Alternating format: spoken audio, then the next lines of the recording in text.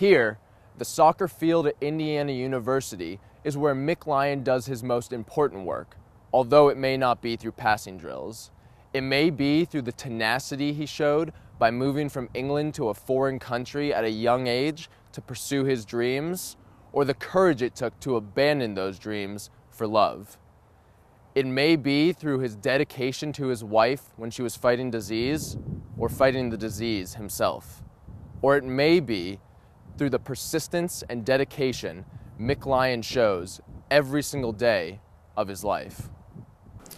Well, obviously growing up in England, it's a major part of everyday life, you know, from kids that are playing and people that are watching. I mean, my grandmother knew the offside rule as well as anybody. I did play on one team at the age of 16 and was spotted by the local semi-professional team, Boston United. After being seen by a University of Evansville scout in England, Lyon was offered a scholarship and made the difficult decision to move to Indiana in pursuit of a soccer career and college education.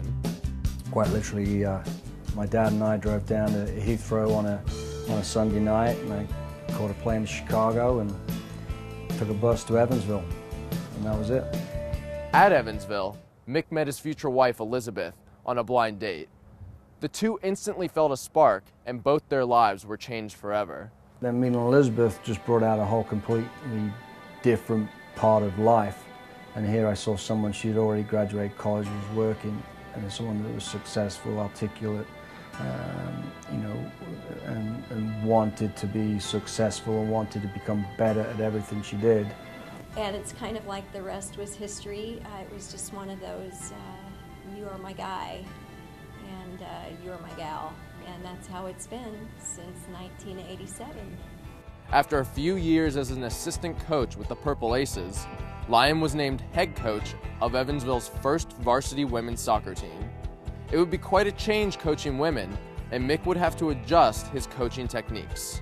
How do I find ways to, you know, motivate and ask them to work harder without yelling and screaming at them? He wants them to have a good game every game, and he wants, you know, them to show up and be in true form, and some days they just don't. They're human, we're all human. And not that he's more complacent and lenient, but I think perhaps a bit more accepting. You feel very open to talking to him, and any player feels that they can go to him with any problem they have, anything, any question they have, and he is very willing to sit down, talk to you, explain anything you need to be explained, and I think that really helps with the team dynamic. In 2002, the Lions were ecstatic to find out that Mick had been named the head coach of the Indiana University women's soccer team. Unfortunately, within weeks of the good news, the Lions found out that Elizabeth had been diagnosed with multiple sclerosis, a chronic, often disabling disease that attacks the central nervous system and can greatly affect motor skills. Even worse, Mick had moved to Bloomington for his new job while Elizabeth was still in Evansville. That's what she told me the news. And, you know, straight away it was something, what is it, what's it mean, and how do we, you know, what do we do about it? As he has said so many times to his teams, dig deep, find what you're made of, and I thought, okay, this is my time to dig deep. I just reassured her that I would be there for her, and if that meant in the future that, you know, I had to help her, whether it be, you know, pushing a wheelchair, carrying her somewhere. I said, that's what I'm here for, you know. So always know that you've got someone that will take care of you, no matter, you know, what condition you could end up in the future. Just know that I'll be there to help you. 2 years later, the unthinkable happened. Mick was on a recruiting trip when his legs stopped responding. Other signs of MS had shown. After keeping his symptoms secret, Lyon finally sought out medical advice and was also diagnosed with MS. Multiple sclerosis is not a contagious disease.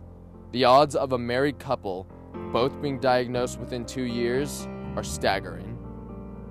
Just went home and we just told her, and I think she was pretty floored by it. I think we both were for probably, a couple of days.